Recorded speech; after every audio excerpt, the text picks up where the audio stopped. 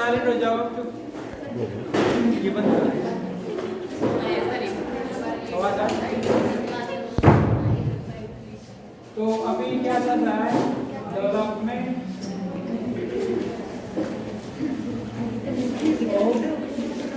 Medusa. Medusa की कहाँ से डेवलप होता है? लास्ट स्टैंड से डेवलप होता है। लास्ट स्टैंड से डेवलप होता है और क्या होता है कि ये जो ओरिजिनल सेल्स होती हैं जो जिससे डेवलप होता है वो डिप्लॉयड होती हैं। कैसी होती हैं? डिप्लॉयड। और जो मेडूसा के अंदर जब ओवन बनते हैं वो कैसे होते हैं? वो हैप्लॉयड होते हैं। और जो लार्वा होता है कौन सा होता है?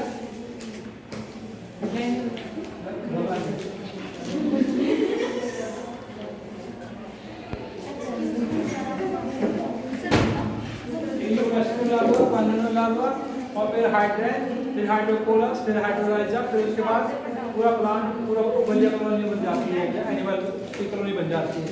तो कैसे होता है कि सबसे पहले होता है एगोस्पर्म का फ्यूजन होता है, एगोस्पर्म का। और क्या होती है? फर्टिलाइजेशन कैसी होती है? एक्सटर्नल फर्टिलाइजेशन होती है।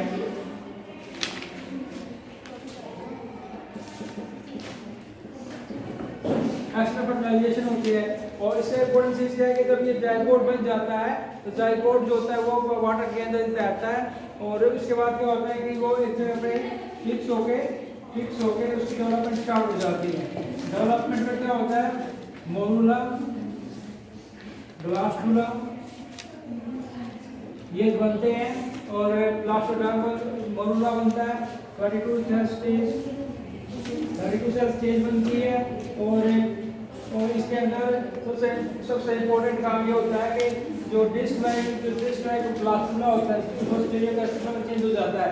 पहले प्लाज्मा बनता है, फिर प्लाज्मा बनता है, प्लाज्मा में पहले स्टीरियोप्लाज्मा बनेगा, पहले प्लाज्मा बनेगा, फिर स्टीरियोप्लाज्मा बनेगा और उसके बाद बनेगा ओनिक हाइड्रेन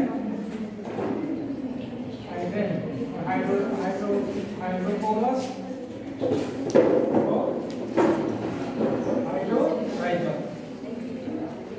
ये स्टेजेस आती हैं इसके अंदर, ये डेवलपमेंट स्टेजेस होती हैं। और इसके अंदर सबसे इम्पोर्टेंट चीज़ क्या है कि डेवलपमेंट होने के बाद ये जो ओवेलिया कॉलोनी बनती है उसके अंदर वो एक डिप्लॉयड कॉलोनी होती है और उसके बाद फिर उसके अंदर फिर से दोबारा वही प्रोसेस स्टार्ट हो जाती है। तो मेडूसा और पॉलिप में क्या डिफरेंस होते हैं? पॉलिप मेडूसा जो होता है वो ये इसमें क्या होता है? सिंथेटिक। पॉलिप जो होता है डिप्लॉयड होता है, ब्राउनिश होता है, क्लोरोफिटिक होता है।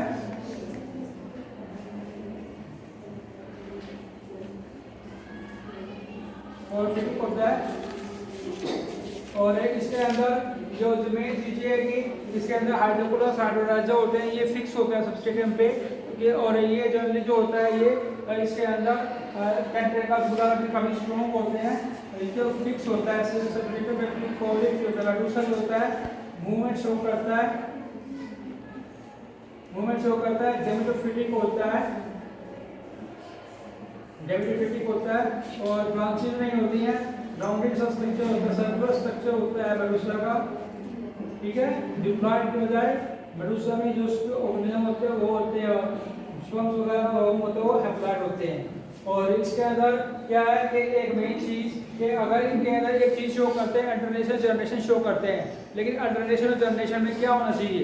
अल्टरनेशन जनरेशन की रिक्वायरमेंट क्या होती है कि जो मेडूसा पॉलिप होता है अल्टरनेशन जनरेशन क्या होता है कि दो एक हमारे एक होता है कि जो जर्म सेल्स होती हैं, जर्म सेल्स की जो ओरिजिन जो डेवलपिंग स्टेज होती है वो हैप्लॉयड होती है। ठीक है, नंबर 2 क्या है? गेमेटोफिटिक के बाद गेमेटोफिटिक एंड स्पोरोफिटिक जनरेशन होनी चाहिए, अल्टरनेशन होना चाहिए और इन दोनों में गेमेटोफिटिक और स्पोरोफिटिक जनरेशन होनी चाहिए। और इसके अंदर क्या होना चाहिए कि सेक्स सेल्स जो अराइज होनी चाहिए वो सेक्स सेल्स अराइज होना चाहिए। सेक्स सेल्स होते हैं वो यानी कि जर्म सेल्स जो होती हैं वो क्या होनी चाहिए? हैप्लॉयड होनी चाहिए। तो ये एक कंडीशन तो पूरी होती है, लेकिन कई बार क्या होता है कि कंडीशन नहीं भी पूरी हो पाती, मेटाजेनेसिस जो ट्रू अल्टरनेशन जनरेशन होती है वो एब्सेंट पाई जाती है बिल्डिंग के अंदर, लेकिन क्या पाई जाती है ट्रू अल्टरनेशन जनरेशन की जगह पे किसमें पाया जाता है मेटाजेनेसिस, मेटाजेनेसिस पाई जाती है। मेटाजेनेसिस से क्या होता है कि जो सेल्स होती हैं, पॉलिप जो होता है वो डिप्लॉयड होता है, मेडुसा जो होता है ब्लास्टोसेल से डेवलप होता है जो कि डिप्लॉयड होती है, और वो जो ब्लास्टोसेल के अंदर जो सेल्स होते हैं germ cells, basic mother cells, वो बाद में मेडुसा में ट्रांसफर होती हैं, ठीक है, मेडुसा में ट्रांसफर होती हैं, और इसके अंदर टू अल्टरनेशन जनरेशन एब्सेंट होती है। इसकी जो सिमिलरिटीज क्या है, और इसके बाद क्या है कि पॉलिप या मेडुसा, पॉलिप जो होता है और मेडुसा के अंदर क्या क्या सिमिलरिटीज पाई जाती हैं। नंबर एक माउथ जो होता है वो दोनों में प्रेजेंट होता है, हाइपोस्टोम होता है, ठीक है। नंबर 2 टेंटेकल्स जो होते हैं प्रेजेंट होते हैं, मेडुसा के अंदर जो होता है जनरली टेंटेकल जो होते हैं वो रिड्यूस इन नंबर होते हैं, और इसके अंदर क्या होता है गैस्ट्रोडर्मिस और एपिडर्मिस, गैस्ट्रोडर्मिस और एपिडर्मिस दोनों प्रेजेंट होते हैं। और क्या होता है गैस्ट्रोडर्मिस और एपिडर्मिस होते हैं डिप्लोब्लास्टिक लेवल ऑर्गेनाइजेशन है, डिप्लोब्लास्टिक लेवल ऑर्गेनाइजेशन होती है, और मेडुसा जो होता है वो जनरली क्या करता है फ्री फ्लोटिंग होता है, ठीक है। ये इसकी सिमिलरिटीज पाई जाती हैं। तो सिमिलरिटीज के बाद ये पता चलता है कि जो मेडुसा फॉर्म होती है वो एक जर्म सेल फेज होती है किसकी पॉलिप की, और मेडुसा के अंदर जो दो सेल्स बनती हैं जर्म सेल्स का वो जनरली एक डिप्लॉयड सेल से ओरिजिनेट होती हैं, ना कि हैप्लॉयड से, इसीलिए इसको ट्रू अल्टरनेशन जनरेशन नहीं मान सकते हैं। इसके बाद आता है क्या पॉलीमॉर्फिज्म, नेक्स्ट स्टार्ट हो जाता है पॉलीमॉर्फिज्म इन स्लिप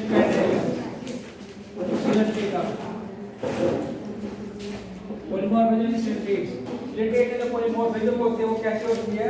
नंबर 1 होती है कि इसमें ट्राइमॉर्फिक, पॉलीमॉर्फिक,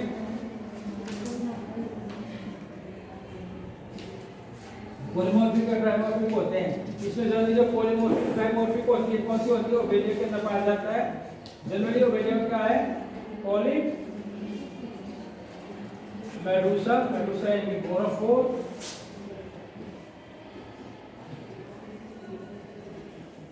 पॉलिप यानी कि गैस्ट्रोजोइड्स, गैस्ट्रोजोइड्स, गोनोफोर जो ब्लास्टोसाइड,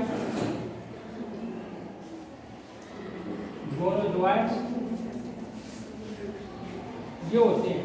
और इसके अंदर एक सबसे इम्पोर्टेंट चीज़ क्या है कि ट्राइमॉर्फिक कॉलोनी ओवेलिया में पाई जाती है, और इसमें क्या होता है कि जो सबसे पहले जो पॉलिप होते हैं वो क्या काम करते हैं। पॉलिप जनरली जो होता है एक एसेक्सुअल स्टेज होती है, वो जब डिप्लॉयड होती है वो क्या काम करती है, वो बॉडी के अंदर जो होता है वो एक तो एपिडर्मिस और एक्सोडर्मिस की बनी हुई होती है। नंबर 2 उसके अंदर टेंटेकल्स वगैरह होते हैं। नंबर 3 उसके ऊपर माउथ होता है, डेफिनेट माउथ होता है, लेकिन एनस एब्सेंट होती है, इसीलिए उसके अंदर एक सिंगल ओपनिंग होती है। और इसके अंदर क्या होता है कि जो गैस्ट्रोजोइड्स होते हैं वो क्या काम करते हैं, फूड इनटेक का काम करते हैं। फूड इनटेक हो गया, डाइजेशन हो गया, रेस्पिरेशन हो गया, और इसके अंदर क्या होता है और रेस्पिरेशन होता है, एक्सपिरेशन हो गया। सारे जो जैसे फंक्शन है वो परफॉर्म करते हैं गैस्ट्रोजोइड्स। और इसके अंदर सबसे इम्पोर्टेंट चीज़ ये है कि इसके बाद गोनोफोर, ये जो गोनोफोर होते हैं, गोनोफोर होते हैं, गोनोफोर जो होता है कौन सा होता है, मेडुसा होता है। मेडुसा जो होती है तो डिप्लॉयड सेल्स चराई हो गई, वो जो है उसमें रेस्पिरेशन जो और वो क्या करता है उससे जल्दी जो है सेक्सुअल स्टेज को रिप्रेजेंट करता है, ठीक है, सेक्सुअल स्टेज को रिप्रेजेंट करता है। तो ये इसकी फेज जो होती है ब्लास्टोसेल, इसमें ऑर्बिटा वगैरह होते हैं, ट्राइमॉर्फिक कॉलोनी और जो भी पोरा होता है, बैटरी पोरा होता है, जो भी पोरा बैटरी पोर एरिया और बैटरी पोर एरिया का एक एग्जांपल है बैटरी पोरा। उसके बाद आता है बैटरी पोरा के बाद मेरी पोरा, एल्सायोनियम। इन सभी इंपॉर्टेंट चीजें क्या है मेरी पोरा के बाद? मेरी पोरा के बाद हेलिस्टेमा,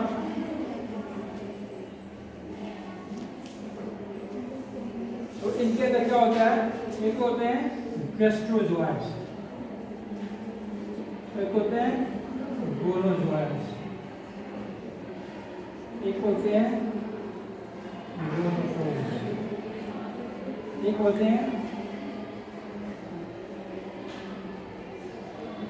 बैक्टीरियोजोइड्स। ये एक इंपॉर्टेंट चीज है कि डिवीजन क्या काम करते हैं? डिवीजन और लेबर, डिवीजन ऑफ लेबर होती है। और डिवीजन ऑफ लेबर का मतलब होता है कि हर एक ऑर्गन का जो बॉडी की जो एक फॉर्म है वो अपना एक स्पेसिफिक फंक्शन करेगी और उससे स्पेशलाइजेशन होती है। और ये जनरली जो होता है इनके अंदर क्या होता है कि जो गैस्ट्रोजोइड्स होते हैं वो जनरली जो होते हैं ईटिंग का काम करते हैं। गैस्ट्रोजोइड्स जो होते हैं ईटिंग का काम करते हैं, एसेक्सुअल स्टेज होती है। और रेक्टोजोइड्स जो होते हैं माउथ जो होता है, माउथ के ठीक नीचे गैस्ट्रोजोइड्स के ठीक नीचे जो होते हैं टेंटाकल्स एब्सेंट होते हैं, लेकिन साइड में जो टेंटाकल्स होते हैं कैलेंडोब्लास्ट होती हैं। और गैस्ट्रोजोइड्स जो होते हैं क्या करते हैं कि वो जो टेंटाकल्स के साथ जो होता है फूड कैप्चरिंग में मदद करते हैं। तो इससे जो पॉलीमॉर्फिज्म है उसके बाद कोरल रीफ। कोरल रीफ जो होती है, कोरल रीफ कौन से होते हैं? Provision of coral reef, coral reef या फिर कोरल रीफ जो होते हैं वो आपको उसको बोलते हैं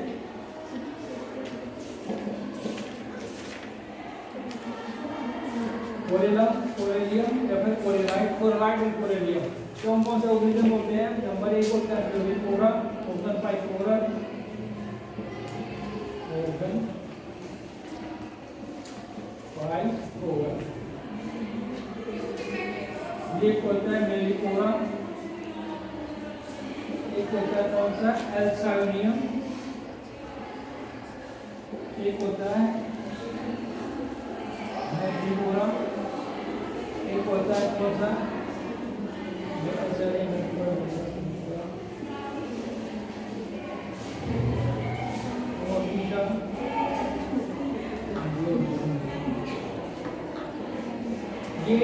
ये वाला मेलिपोरा प्लस गोल्डोनियम, ये सबसे इंपॉर्टेंट चीज होती है। एक होता है वोलेला, तो एक होता है ट्यूबुलर, ट्यूबलाइक स्ट्रक्चर बनते हैं।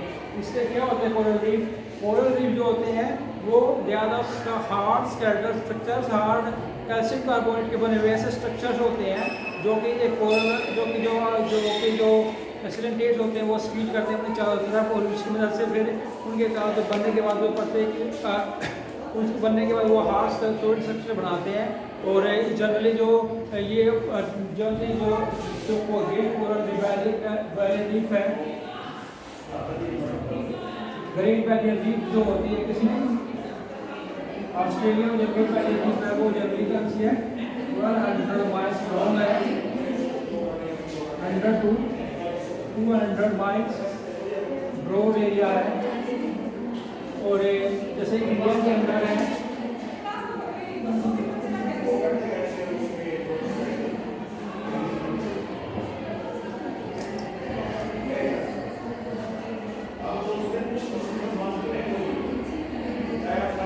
Andaman Nicobar island, Maldives island, Lakshadweep island जो बने हुए हैं इंडिया के, वो जो कोरल रीफ जो होते हैं उसके बने हुए हैं। और इसके अंदर क्या होता है कि उससे पहले चीज़ है कि सबसे जो इम्पोर्टेंट चीज़ है कि ये जो पार्ट है एक इंडिविजुअल ऑर्गेनिज्म जो अपने चारों तरफ से हार्ड सॉलिड स्ट्रक्चर स्वीट कर लेता है उसको कोरलाइट बोलते हैं। और जो वो लोग पूरी कॉलोनी को बना के रहते हैं, पूरी कॉलोनी में होते हैं, इसका अंदर कोरेलियम। ठीक है, इसके अंदर क्या होता है? इसमें जो सबसे इम्पोर्टेंट चीज़ क्या है कि ये हार्ड सोलिड स्ट्रक्चर होते हैं जिसके अंदर बहुत सारे ऑर्गेनिज्म जो होते हैं वो बना लेते हैं। ये कहाँ बनते हैं? ये ऐसी जगह बनते हैं जहाँ पर टेम्परेचर 20 to 28 डिग्री सेंटीग्रेड होता है। नंबर 2, वाटर मार्ग वाटर के का आना जाना जो लगातार जारी रहता है, और हॉट वाटर जो होता है वो जल्दी आता है और जो वेस्ट जो होता है अपने साथ लेके चला जाता है। और ये नजदीक शोर के नज़दीक बने जो होते हैं, और शोर के साथ साथ क्या है कि इसके ये जो होते हैं इसके अंदर फिशीज होती हैं, एम्फीबिया होते हैं, फिशीज होती हैं, या फिर कुछ ब्रायोजोन्स होते हैं, या फिर जो कुछ अदर ऑर्गेनिज्म फिशीज हो गई, उसको हो गई, ये एस्कर्मेटीज हो गई, वार्म्स हो गई, या फिर जनरली जो होता है क्रस्टेशिया फैमिली के जो मेंबर होते हैं आर्थ्रोपोडा के, वो जल्दी ज़्यादा पाए जाते हैं इसके चारों तरफ। इसके ताकि अपना सेटल लेते हैं उसमें। और ये जो कोरल रीफ होते हैं, कोरल रीफ होते हैं वो 3 टाइप के होते हैं, बेसिन रीफ, बैरियर रीफ और अटोल।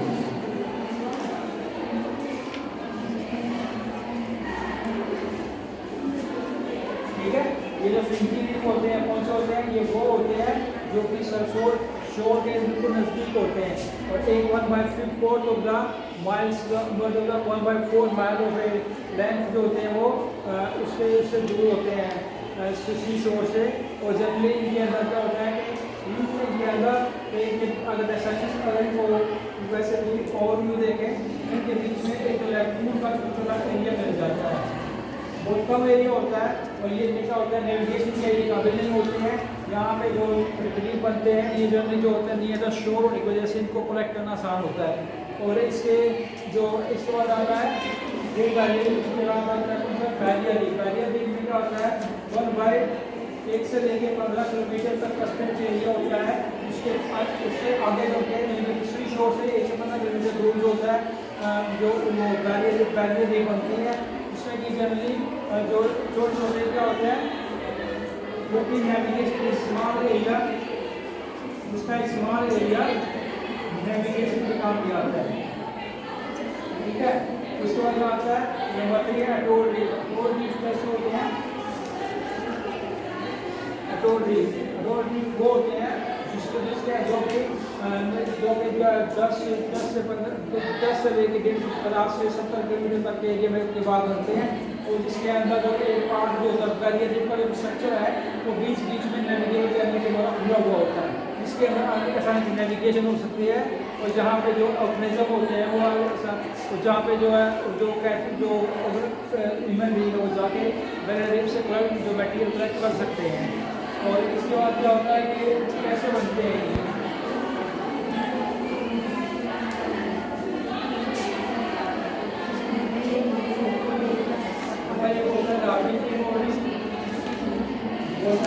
बॉडी है,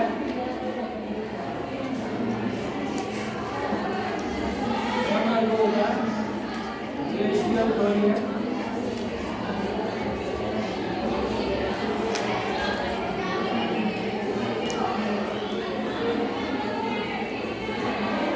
ग्लेशियर बॉडी और ग्राविड बॉडी होती है। ग्राविड बॉडी के अकॉर्डिंग क्या है कि पहले आज से लगभग काफ़ी समय पहले जो वोल्कानिक इरप्शन हुई थी इस एरियाज़ के अंदर, माउंटेन्स वगैरह के एरिया के अंदर, वोल्कानिक एरिया के अंदर इरप्शन जो हुई थी, उसके बाद जो वो साइड में जो एरिया था वहाँ पे ज़मीन के धंसने की वजह से, या ज़मीन जो होते हैं अंडरग्राउंड जो लैंड थे, उसके लैंड के एरिया में जो पीट्स बने, उन पीट्स के अंदर वाटर जमा होता चला गया, और उसके बाद टेम्परेचर बढ़ने की वजह से वो ओशन के नज़दीक हो गए, और टेम्परेचर बढ़ने की वजह से वहाँ पे ऑर्गेनिज्म का एवोल्यूशन हुआ, जैसे कि जो ये बैरियर रीफ बने हैं वो धीरे धीरे बस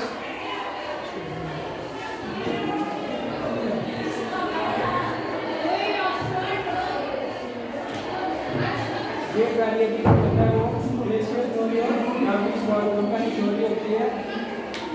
वोल्कानिक थ्योरी के अकॉर्डिंग क्या है कि जो वोल्कानो से के नज़दीक जो हॉट एरियाज बने थे, उन हॉट एरियाज के अंदर जो धीरे धीरे जब बारिश हुई तो बारिश की वजह से वो कोल्ड एरिया थे वो कोल्ड हुए और धीरे धीरे टेम्परेचर नीचे आया और उसके बाद वहाँ पे वोल्केनिक एक्टिविटी के थ्रू जो होती है एनिमल्स में जैसे क्लाइमेटेशन में एवोल्यूशन हुआ और क्लाइमेटेशन के एवोल्यूशन होने के बाद क्या हुआ वहाँ पे क्लाइमेटेशन थे वो वहाँ पे एक जगह पे लगभग 500-800 से लेके 10,000 साल तक ये प्रोसेस चलती रही और उसके बाद ये जो रिम बने थे वो उसके बाद रीफ बने थे।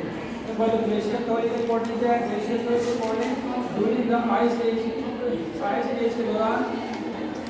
के दौरान जो है आइस एज के दौरान जो है जो एक बैरियर ही बनते थे उनके बनने से पहले जो इसमें आइस एज के दौरान जो डिफरेंस जो बैरियर बना बैरियर की वजह से उसके बाद फिर आइस एज की जब कम जो शुरू हो गई तो वहाँ पे ऑर्गेनिजम्स जो होते हैं उन्होंने ग्रो करने के लिए वाटर करंट जो होता था तो समुद्र के नीचे के पास जो वाटर करंट होता है वो वाटर करंट जो होता है जो है ग्लेशियर माउंटेन से टकरा के वहाँ पे जो है वहाँ पे टकरा के वहाँ पे बैरियर जो नहीं बने शुरू हुए बैरियर शुरू हुआ और ये इसने 30,000 साल तक का टाइम लिया 30,000 ईयर्स तक का टाइम लिया और 30,000 साल में बैरियर रीफ पे वो बन के तैयार हुए।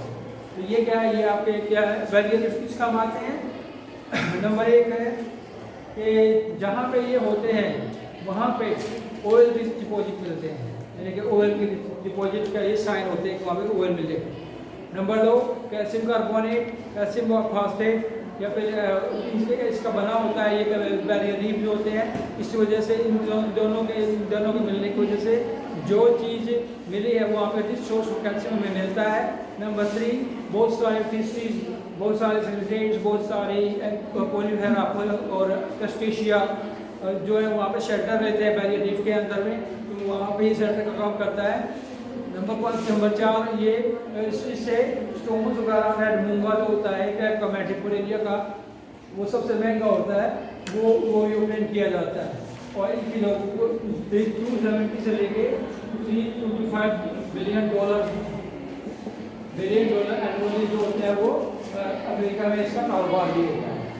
तो इस तरीके से ये क्या खत्म हुआ हमारा जो बलियम सिलेंटेट्स वगैरह खत्म हो गए हैं सिलेंटेट्स कंप्लीट हुए हैं। सिलेंटेट का क्या होता है कि सिलेंटेट में जो इम्पोर्टेंट चीज़ याद करने की वो ये है। नंबर 1 होता है इनके अंदर डाइमॉर्फिक या ट्राइमॉर्फिक कॉलोनी होती है यानी कि 2 से अधिक टाइप के ऑर्गेनिज्म मिलते हैं कॉलोनी के अंदर और कौन से पॉलीप और मेडूसा और ब्लास्टोस्टाइल मिलते हैं। नंबर 2 क्या होता है कि ये 2 जनरेशन में एब्सेंट होती है और 3 क्या है इनके डिप्लोब्लास्ट एनिमल होते हैं। नंबर 4 एनस एब्सेंट होती है ओनली बॉर्डर कैविटी रेंज होती है। नंबर 4 क्या है कि सेगमेंटेशन एब्सेंट होती है। नंबर 5 क्या है कि इसके अंदर जो जनरली गोनोजोआ मेडूसा होता है वो गोनोफोर से डेवलप होता है इसलिए वो 2 नहीं होता है 2 जनरेशन एब्सेंट होती है। ठीक है इसकी जो एक मेन चीज़ क्वालिटी है कि ये कोरल रीफ बनाते हैं। कोरल रीफ जो होते हैं वो जनरली कहाँ पे होते हैं वो नियर द शोर जो सी शोर पाए जाते हैं और वो rich deposit of calcium and phosphate के रिच डिपॉजिट पाए जाते हैं इसके अंदर। और इसकी जो मेन चीज़ है कि वो बहुत काम आते हैं और डिपॉजिट का भी इंडिकेशन होते हैं। तो इस तरीके से आप पता करें तो और जो रिलेटिव्स होते हैं वो काफ़ी अच्छे ऑर्गेनिज्म रखते हैं जो कि जो सेकेंड लाइन पोजिशन में पाए जाते हैं और इनके अंदर टेंटेकल्स जो एक खासियत होती है और इनकी जो एक मेन चीज़ है कि ये जनरली जो एक जनरेशन शो करते हैं एडवांसमेंट शो करते हैं। ठीक है तो ये चैप्टर आपका कंप्लीट हो गया। बंद करूँ।